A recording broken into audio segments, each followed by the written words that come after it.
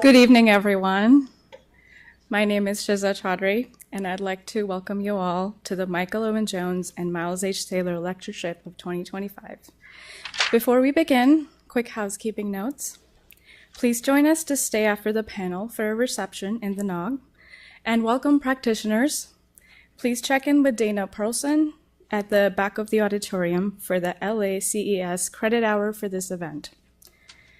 As we begin, we would like to thank our faculty advisors and student groups for contributing to the prompt for tonight.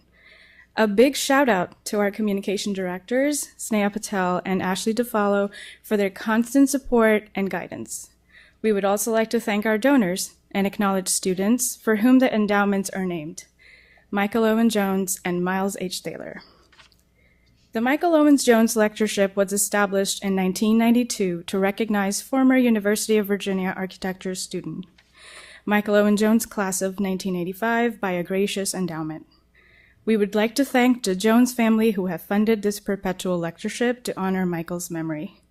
We would also like to thank Mrs. Janet O. Jones's memory, who passed away last March at the age of 98, and she had always attended the MOJ lecture, so we miss her tonight. Miles H. Taylor, class of 1973, was part of the first graduating class of the A School's Landscape Architecture Department. He managed the residence and grounds of the Vice President's home in Washington, D.C., overseeing 4 administrations. Taylor also directed the buildings and grounds at the National Naval Medical Center in Bethesda and maintained a private practice. Before his death in 1992, he created a meditation garden at University Hospital and endowed a lectureship in the School of Architecture, both in his name. To introduce our speakers for tonight, we have Samia Ahmed and Ms. Ibero from our team.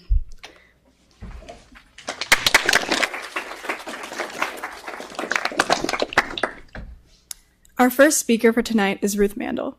Ruth Mandl is a visionary architect, craftswoman, educator, mother, and principal of Co-Adaptive, a Brooklyn-based architecture firm she co-founded with Bobby Johnston in 2011. Ruth completed her Master of Architecture at Columbia's Graduate School of Architecture, Planning, and Preservation in 2010. Today, her work pushes the boundaries of architecture as adaptive reuse, energy efficiency, and closed-loop material life cycles take priority. Under Ruth's leadership, Co-Adaptive has gained recognition for its innovative work in sustainable architecture and has won numerous awards, including the Municipal Art Society's Masterworks Design Award for Best Adaptive Reuse Project. With a deep consideration for the future of buildings, Ruth Mandl recognizes the untapped potential of the material stock of our cities. Through the reuse of urban materials and energy-efficient strategies, she works to minimize the impact of our structures, making Ruth a powerful voice in the ongoing conversation about the future of architecture and our cities. Our second speaker for tonight is Jane Mah Hutton. Jane Mah Hutton is a distinguished landscape architect, author, and researcher whose work explores the connections between the built environment and the broader ecological and social systems that shape our world. As an associate professor at the University of Waterloo School of Architecture, Hutton has established herself as a leading voice in the field of sustainable design and material culture. Her 2 major publications include Reciprocal Landscapes and Wood Urbanism, which consider the social, political, and ecological entanglements of material practices. As an educator, Hutton brings her innovative research into the classroom, inspiring the next generation of designers to consider the broader implications of their material choices. Her work has been recognized with several honors, including a research fellowship at the Canadian Centre for Architecture and the Robert and Stephanie Olmsted Fellowship at McDowell. By revealing the hidden stories behind the materials we use, she encourages a more holistic and sustainable approach that considers the full life cycle and impact of our architectural choices. Please join us in welcoming Jane and Ruth.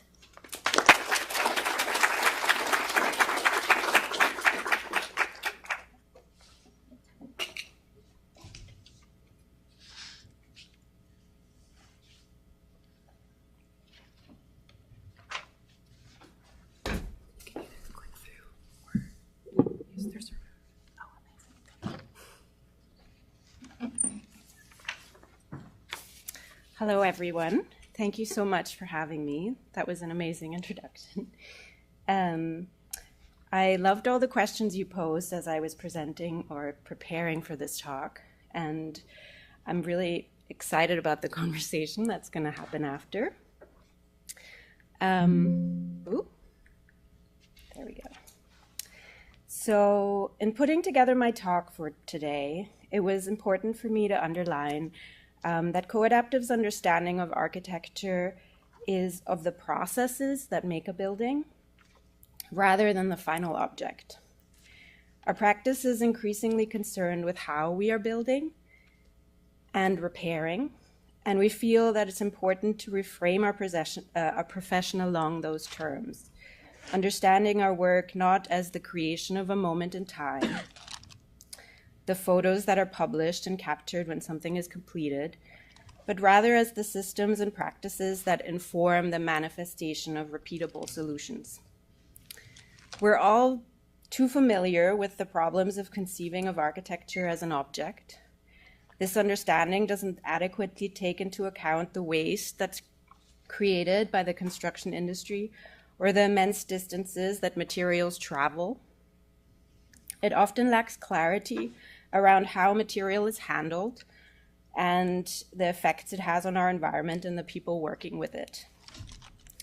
Judging a building by a moment in time doesn't acknowledge the labor practices that go on our building sites or the values around what it means to create something that is composed of healthy materials that lasts for generations. The realm of longevity and maintenance are lost when we understand architecture under such a narrow lens.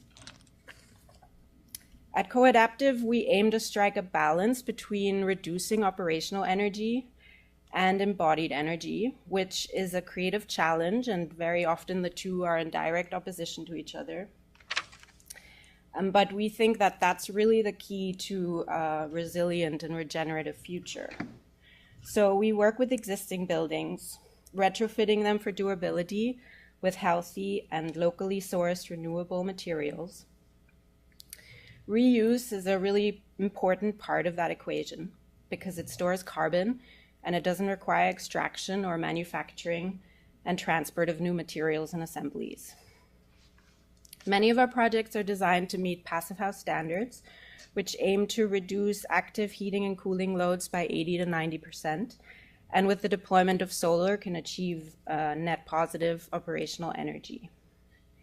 But often these two agendas, operational energy and embodied energy, are at direct odds with one another. In order to retrofit an old building for energy efficiency and to fulfill new uses, material is generally removed.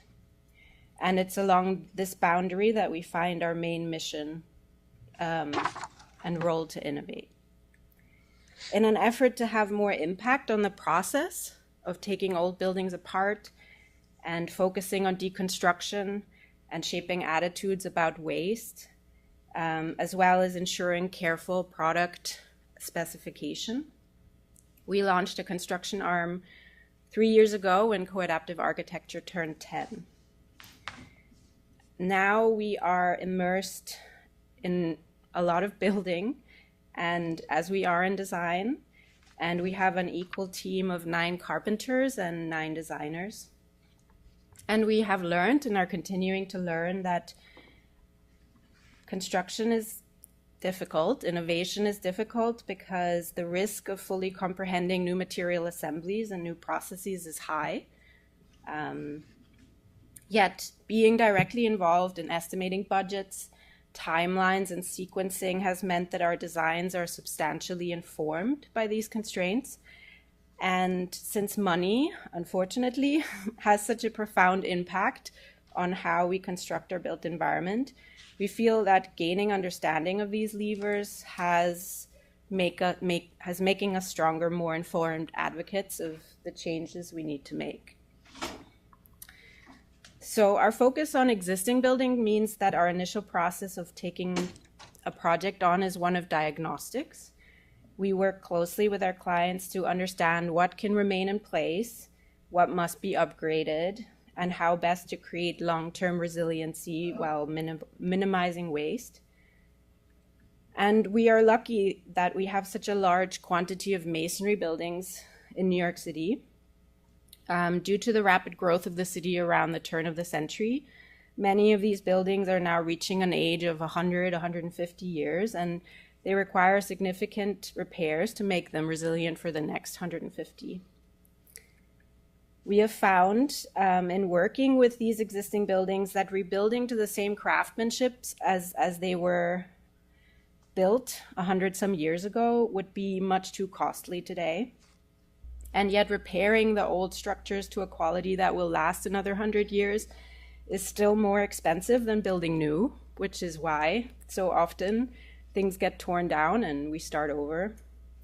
And yet there are costs that are not being factored into tearing down and starting over that include waste creation, transportation, the embodied carbon of these existing materials, and the additional carbon required for new material extraction. In contrast, there is a significant green jobs equation with associated with the careful retrofit of our existing building stock that has the potential to really benefit local communities. We uncover conditions that have been layered under previous renovations. Sometimes an old 1915s ceiling is hiding a beautiful 1900s tin ceiling in need of repair, or 3 layers of tile have been added over original 1900s tile work.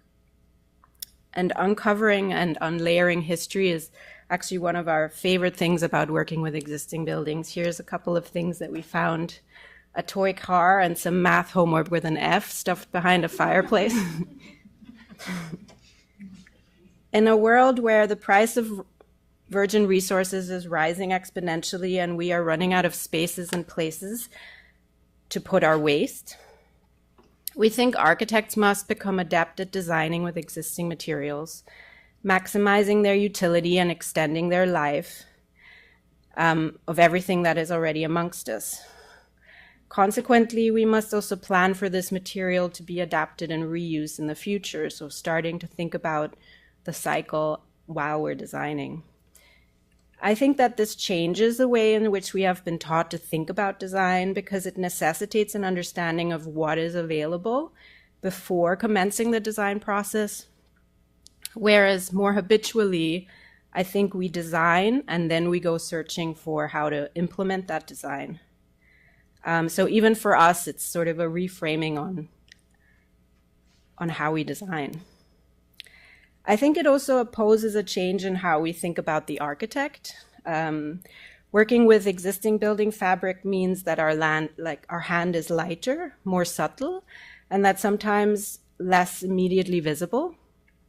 And I think on a very fundamental level, it means an exercise in shedding our ego. In our practice, material reuse reveals itself in different ways. Maybe most important is the initial step of understanding what can remain in place. We work a lot with beautiful old buildings where the owners want to electrify and increase energy efficiency, but a full gut renovation is costly and not necessary. Often there's gorgeous wood details or plaster details to remain. And so we've sort of developed this expertise on passive house retrofits, but we have become versed in adapting a building to the various gradients that exist between passive house measures that enable it to be electrified without maybe getting all the way there.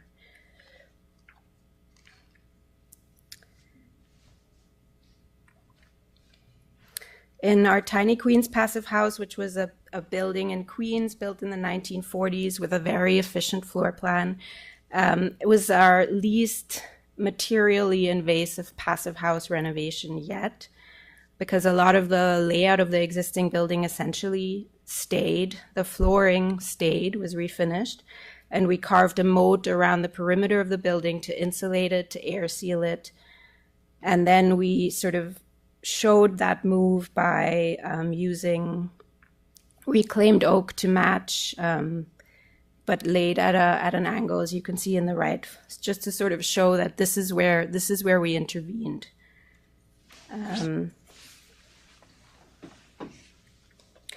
In all the projects I'm showing here, and a lot of these are still in construction, protection of existing elements to remain or elements to reuse become an important part of the process. And such our deconstruction procedure is a significant part of early work on our sites. And we're working on sort of best practices in documenting what is to remain, and have found that a combination of in situ spray paint, annotated photos, elevational drawings describing precisely what remains to be protected and what is to be carefully removed and salvaged is a new requirement in our drawing sets.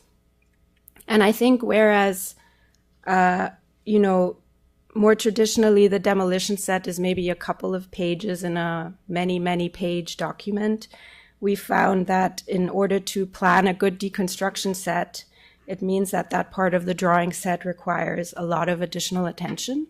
And so the demolition and deconstruction part of our drawings are growing.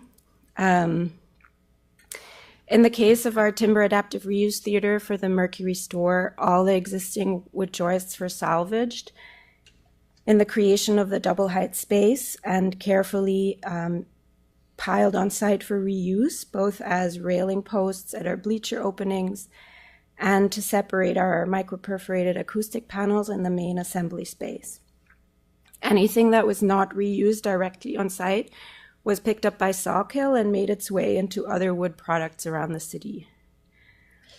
The theater was really a turning point for us in a way, because we learned that the longleaf pine that made up all the timbers in that building had once covered 90 million acres of the US from southeastern Virginia to eastern Texas. And some of the trees that were felled at the time were dense and durable and saturated with resin that made this wood unusually resistant to rot and insects.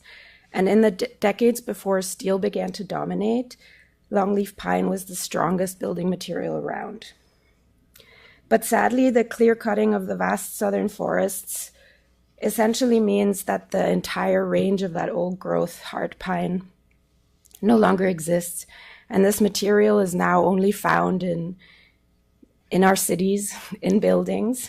And so it's a rare sunken treasure. You can see the growth rings on the right. It's really, really amazing stuff. And so since learning about the wood in this 1904 theater, metal foundry that we converted to a theater, we have been increasingly careful never to send any wood to waste. Old framing that is coming out of our buildings is saved and stashed for reuse at our office, because it too comes out of old forests, and the wood you find in these old buildings is denser and older and higher in quality than the faster growing younger trees that we often use for structural lumber now. And so one of Coadaptive's goals is really trying to find ways to simplify and streamline the processes around low energy retrofits of existing buildings and the decarbonization of them, such that it becomes a scalable effort that ensures that existing buildings are not left behind in that effort as we strive towards resilience. And to that end, we're currently working on a prototype for a modular wall system that is designed for disassembly, with the majority of that old framing coming out of our retrofit projects. It's meant to be a plug-and-play system created entirely off-site, and the intent is that it enables an increased performance of an existing exterior facade without the need to completely take that building apart, which is sort of now the way in which we retrofit for Passive House. We think it's important to understand wood both in the context of reuse, but also in how we specify the wood that comes from our forests. Coadaptive frequently works with Trilocks. They're a Brooklyn-based wood specialist and manufacturer that has direct relationships with local foresters on the East Coast, close to the city. And so whenever we specify new wood flooring or wood for millwork where we're not reusing salvaged wood, we're really careful about not necessarily specifying what's in fashion, but what the forest can provide. On a current project, we're working with one of New York City's native street trees, the London plane, for all the millwork. And we love the idea that this is a tree that's incredibly underutilized in our built environment. And through Trilox's pilot program with the New York City Parks Department, they're essentially using trees that fall in storms or need to be cut down for other reasons. So ultimately, we think that thoughtfully stitching together our urban environment with the forest is one of the most important tools we have at our disposal to combat climate change. In doing the work that we do, carefully deconstructing buildings, air sealing them and making them energy efficient, allowing them to be resilient for another century, we have learned that this work is not necessarily materially intensive. But it is, however, very labor intensive. So we see a shift happening by which a building is not prized by the extraordinary and rare materials that it uses, but in the ways in which a building is repaired to make it less dependent on energy, and how existing building materials are reused in creative ways to ensure that we get the maximum out of everything we already have.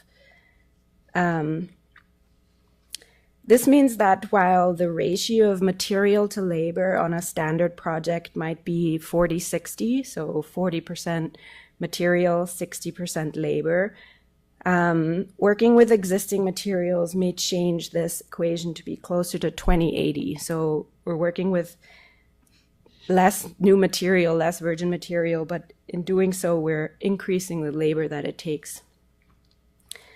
And so this takes me to full circle to my initial thought that in order to adequately address climate change, architects have to widen their sphere of care and deepen their connection to the art of making, and pushing new ways of constructing, working with alternate materials, becoming immersed in the journeys our materials take, and finding a balance for all of that is a shift in practice.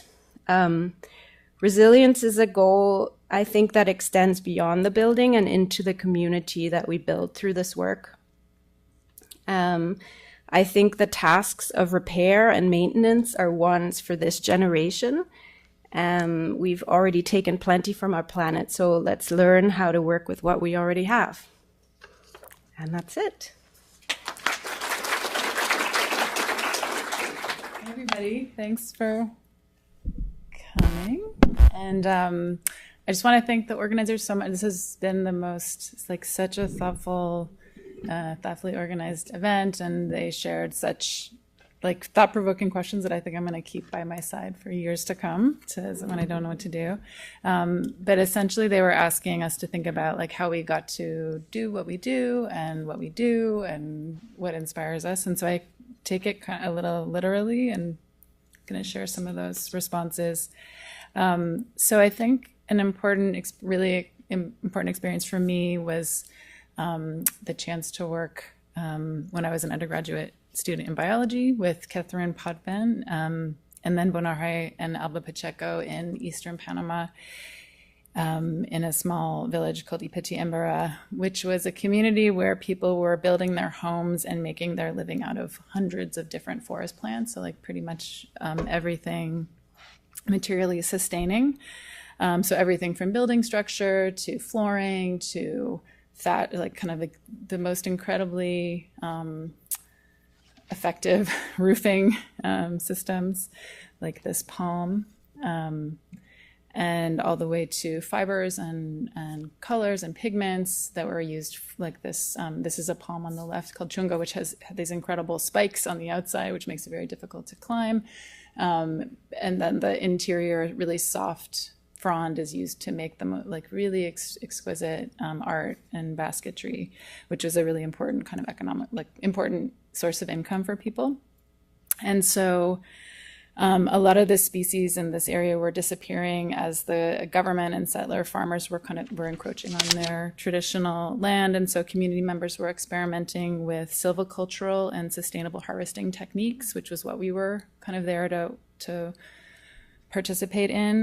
But at the same time, the community was really doing a lot of political organizing for to defend their rights to their land. And they were talking a lot about the connection between building materials and the forest, their role in the forest, their kind of relationship to the forest, and then the intense politics that were super complex and very much related to the ecology of this place. And so at the time in the biology department, this was considered like very like not science. It wasn't anything that involved people was kind of, this is I think completely changed, but was considered like messy. And so I think partly that was like being introduced to that context was what how I found landscape architecture, because it seemed to be the place where people were talking about ecology as like inherently about people's relationships to complex forests and all kinds of land. And so I moved to Toronto and studied landscape architecture, which was really exciting, and kind of being introduced to the idea of ecology in a much more urban sense, and then practicing and being really excited and about the relationship to materials also, like the working and the kind of bringing together and speccing materials and having a kind of connection with them in a physical sense, but then also feeling very kind of like it was a very alienating experience too, because you often like didn't really know, it felt kind of like just like shopping, like you didn't necessarily have so much connection to them, or kind of knowing there's a lot more to the picture but not having time to really get into it, and just like wanting to know more. So it's kind of double-sided thing. And so when I was working at the GSD, my job was to work at the materials collection, and I started to be really interested in how these kind of they're really products, like numbered products, but that they were kind of this big spectrum of pretty much like everything that people were doing with different landscapes, with forests and minerals and animals, and so just got interested into seeing them, like what would it be to see them not as like box 023, but where it came from, and the fact that it was never a product on its own terms. It was always kind of in relation to a lot of other stuff. And so that's kind of where the research I've been doing is motivated from. So really trying to unsee things as like singular commodities and see them in relation to places and people and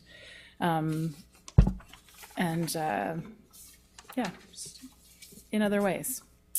And so around the same time, I was working on an exhibition about landscape architecture and erratic boulders. And this was for me, a really exciting chance to dig into the archives, and was kind of the first time I started thinking about history, kind of geological history and contemporary design. So that was really exciting to think about how people kind of like measure and grapple with climate change, and how that's like so deeply embedded in the stories people tell, and also the landscapes that people design are like real mechanisms of storytelling as well. And then also around the same time was part of making this journal, Scapegoat, Landscape Architecture and Political Economy, which is still existing.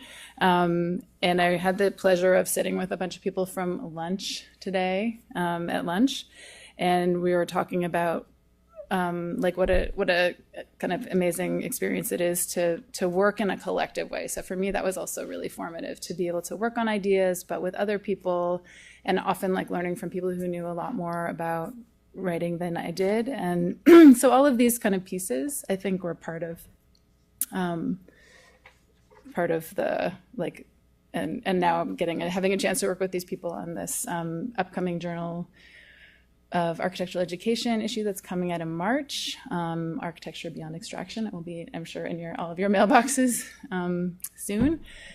But just thinking about, how all of those pieces led to this book project, Reciprocal Landscapes, Stories of Material Movements, which was about tracing different materials that end up in canonical New York City public landscapes back to where they came from in order to understand the relationships, so to try to see them, to see the materials, whether fertilizer or stone or wood, as connected to the labor histories and many places, and kind of like many places beyond, as Ruth was saying, kind of like the object of the building or the object of a singular place. And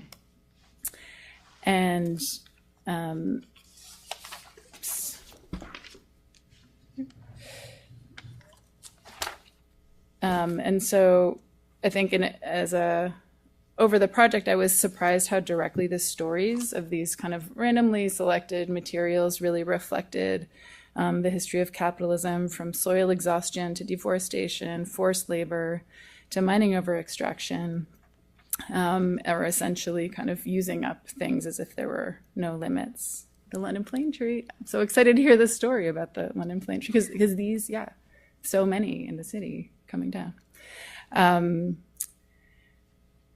And so one of the prompts we were given by the organizers was to ask how we all build a more regional relationship with materials in our work. And that's like, I feel like that's such a profound question to think about. And so really the work I'm doing right now is really straightforward in this. I'm like trying to see the region and relations and its relations in the materials, which are difficult to see, but they're there. So if the Reciprocal Landscapes project was about tracing materials back to a source, the current project that I'm starting now is kind of about the opposite. So it's about looking at the place where I am, which happens to be southern Ontario, like north of Lake Ontario.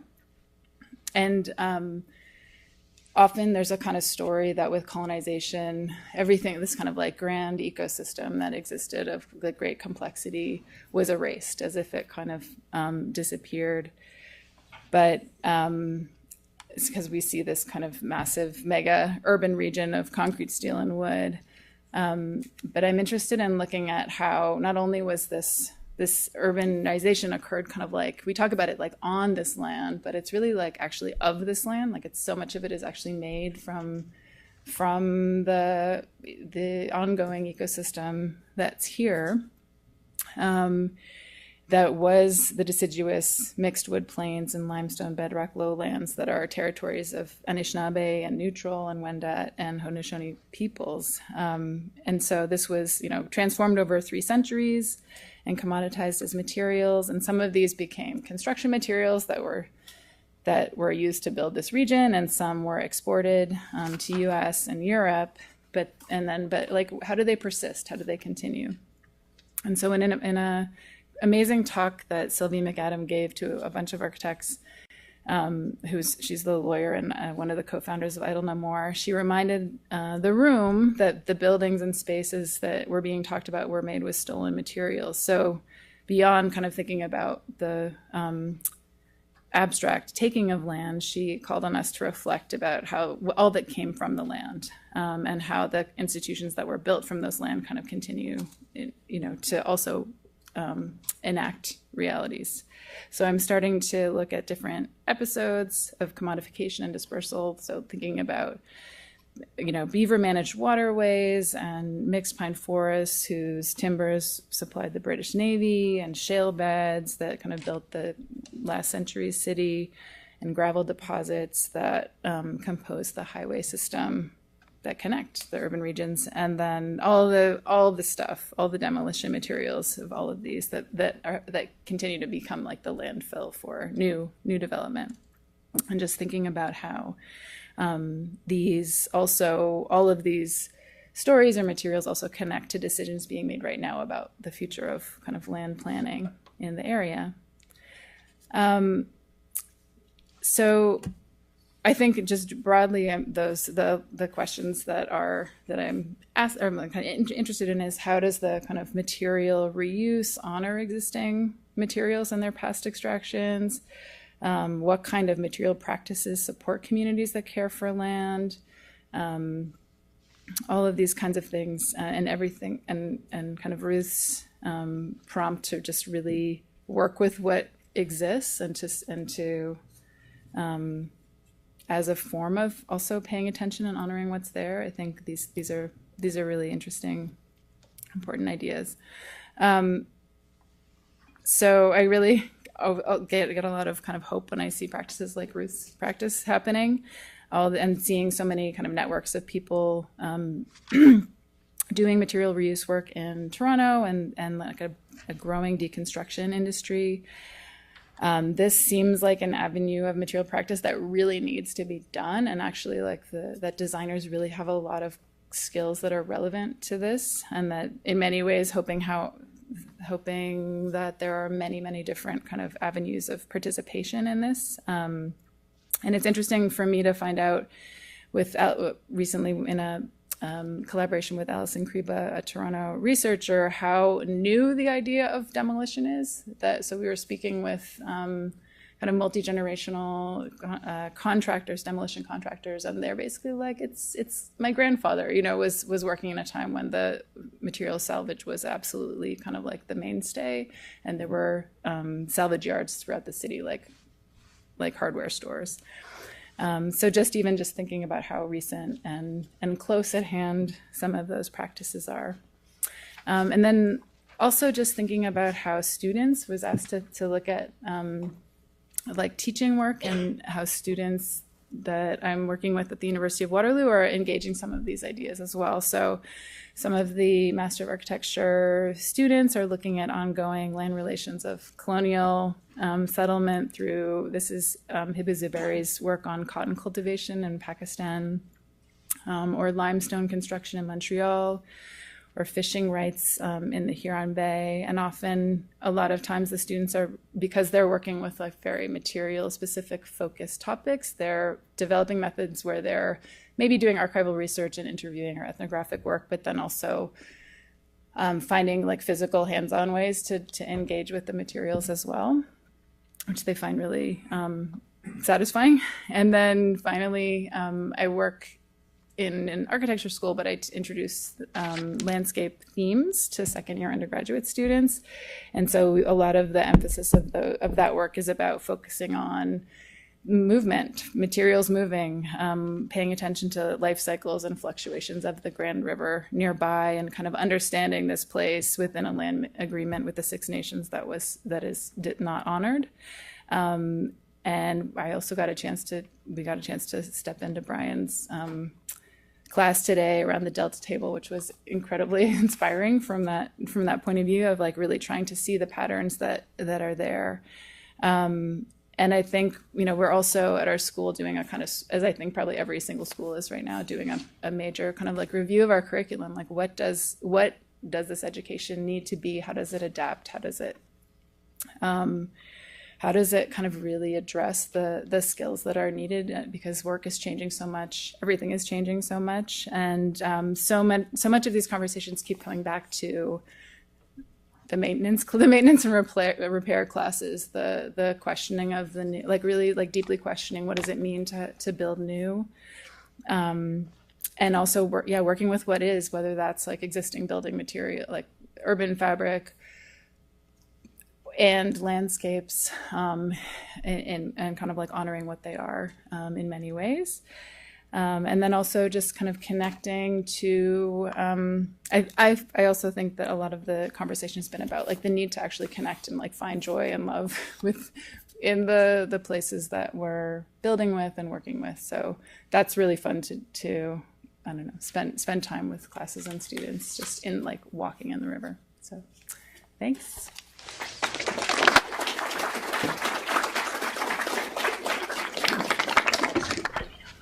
Oh, don't worry.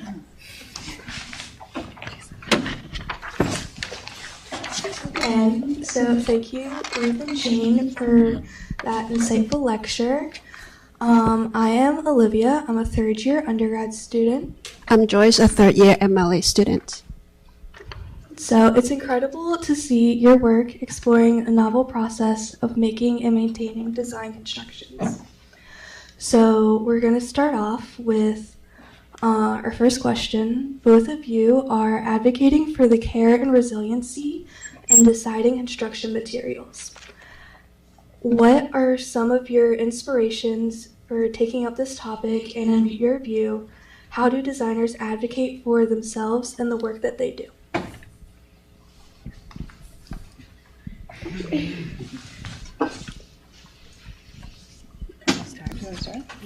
No? I feel like you just did. I mean, you just advocated, I think, so brilliantly for not the work you do, but also like the necessity for it.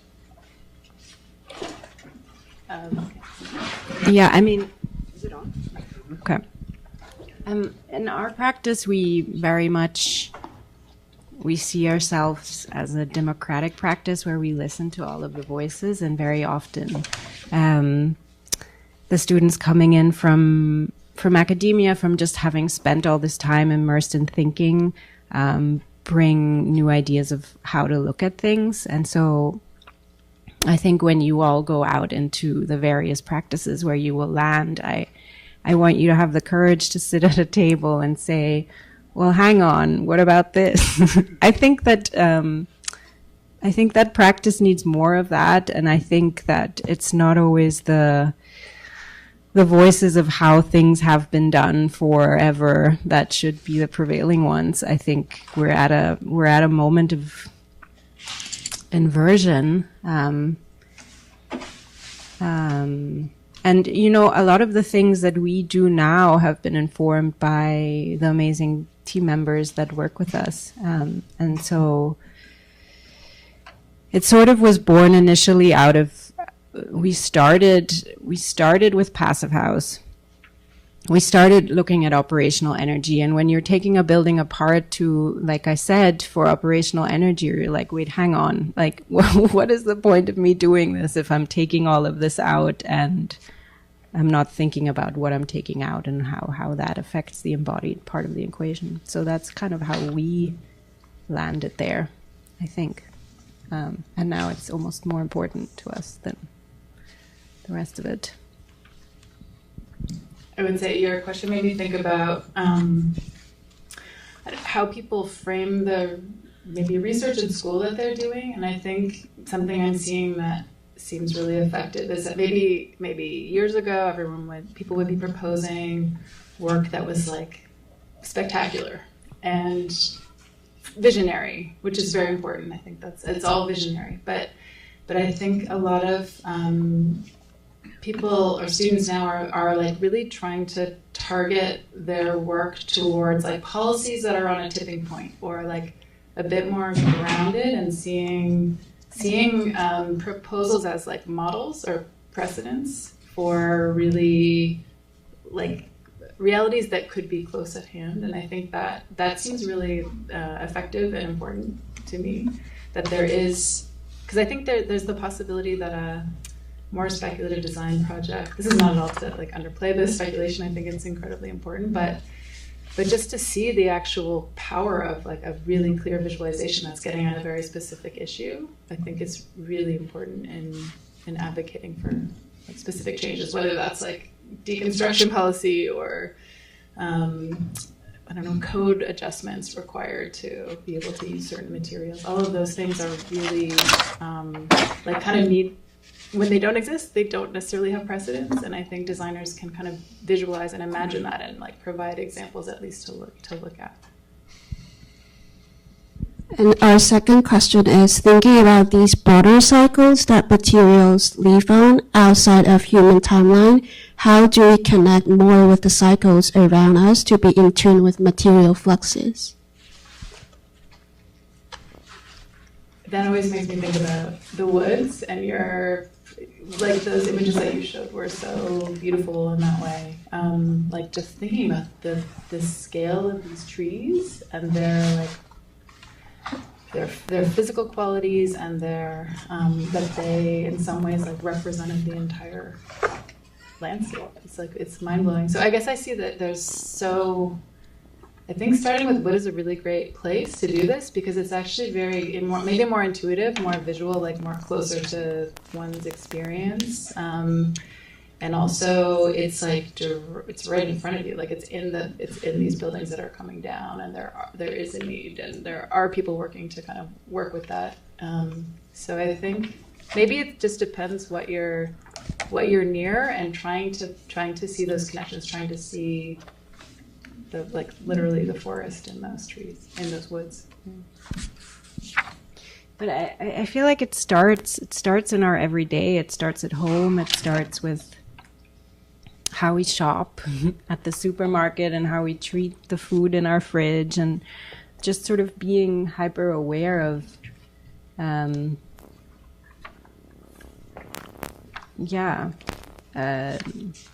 respect for. I feel like there's this disconnect now. I have a tiny little Brooklyn backyard, and in the spring we usually plant something that will yield something to eat by the end of the summer. And there's something so direct in that. There's a material, and it nourishes you, and you have this direct impact on its growth and this care that goes into it. And on the building scale, it's similar. And so how can, I think it starts with the smaller thing, and then it extends into everything else that surrounds us. Okay. So our next question is climate transformations and how we in the design profession can propose climate adaptive strategies is our daily topic. How do you see the relationship between urban landscapes and their source materials evolving in the face of climate change and resource scarcity?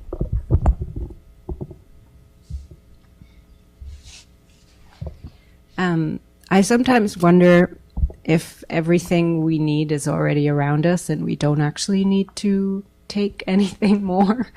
We're doing our first project ever for an organization in New York City called Material for the Arts, and they essentially, they're very mission aligned with us, and in the sense that they take materials coming out of sets and shows, and then they have this massive warehouse, and they then provide them to schools and other theater organizations where people can come in and sort of create from the materials coming out of elsewhere.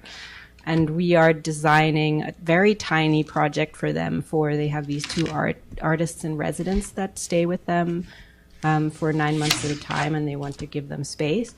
And we've sort of given ourselves the exercise to make that happen entirely with found materials, so that the funds that they do have available are just going into the labor to build it. And it's really fun, because I've been talking about it for a while. Like, what does it mean to just use what exists? But it's it's a new problem, because all of a sudden design is going hand in hand with finding what's around, and then being like, what works, how can you use it? And so I kind of think that, I said that in my talk, but I think it changes how we think about designing, because all of a sudden we're starting with what is there rather than starting with an idea. And it sort of puts design on its head a little bit. I was just thinking about how I often feel conflicted about or not conflicted. It's huge, this question. Like, what can be done? Like, I think about all of the housing that needs to. There's an endless number of things that need to be constructed in order for people to have a good place to live. But also, you can look at the situation, at least in Canada, where there's a lot of kind of evidence that in some ways there needs to be more housing, but also it's more about affordability than actual number of units that exist. So I think it's very complicated, but certainly there is going to be a lot of new construction, but also there's just so much that can be done with what is here, and I think there's so many systems that are like interwoven that make it difficult to do that. So like what are they? How can we like start to pull them apart and like work in many directions towards that? I think it seems important. Okay. I think this question both of you have covered a little bit in your presentation, but we'd love to know more about your thought. How do you envision integrating local material flows to create more resilient urban environment from your role? And what are some of the strategies and actions? Maybe like some suggestion that we can act on, or like as a student or as a person can act on to these in daily life or in school.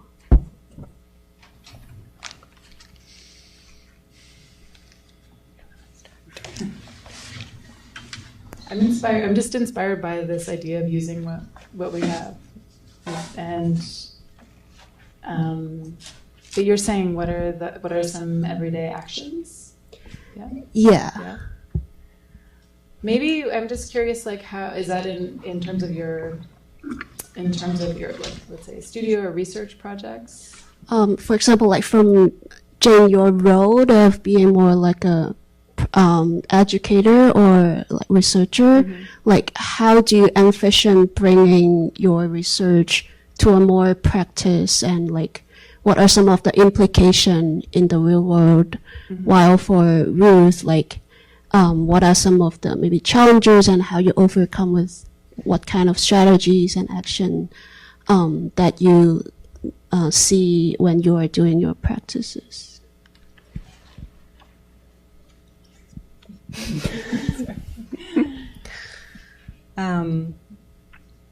I think challenges for us include money, unfortunately, in that how we want to work is, I sort of touched upon this, but it's still cheaper to build with new stuff and to have it be shipped from far away. And so you have to advocate for the care. And that's one of the reasons why we started our build arm, is because we felt that if we asked a general contractor to deconstruct a building and carefully retain things, they would immediately be like, well, we've never done this before, and we're going to add this massive price tag to it. Whereas for us, we have the opportunity to sort of do that at cost and take that financial risk, and sometimes because we know that it's the right thing to do. But it's not, it's not the easiest, and it's made me think about what it means, what we consider to be a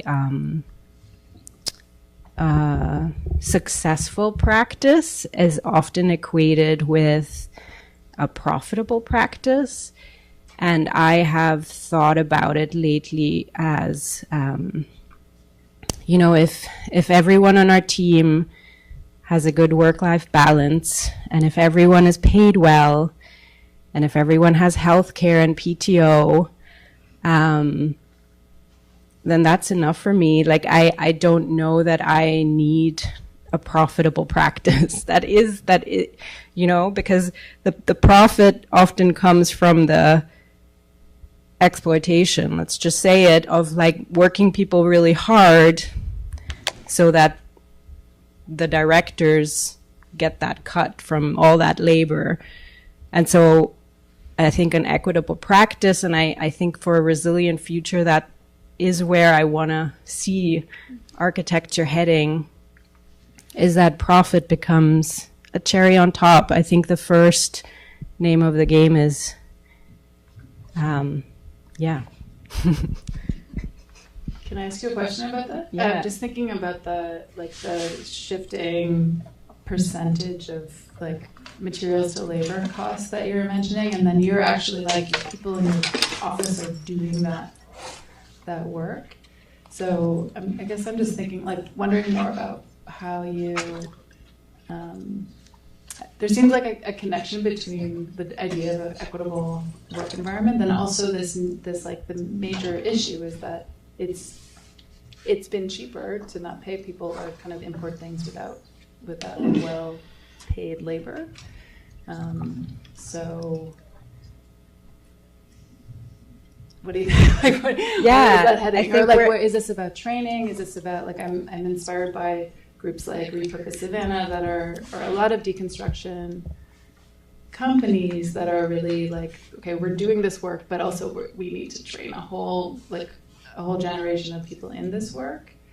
And it's also interesting to me that there's been a strong like women-led movement in that area. So I guess I'm wondering, are you seeing the work that you're doing aligned with that, or how do you think? Yeah, very much. And I think that it's, if you think about it, this work like really fortifies the local economy. Like I kind of think that right now our economies are based on material flows and things coming from far away. So what if we conceive of a labor economy where work is valued again? I have so much respect for the carpenters, and I want to leave my computer and do that instead. It looks so much fun, but I think that there's a shift from material to labor because it takes more care and it takes more time.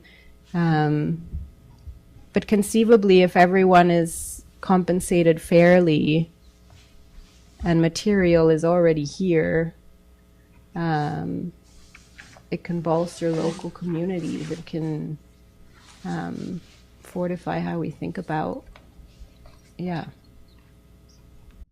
That's all the time we have. And thank you, Ruth and Jane, again for this lecture. And thank you all for coming tonight.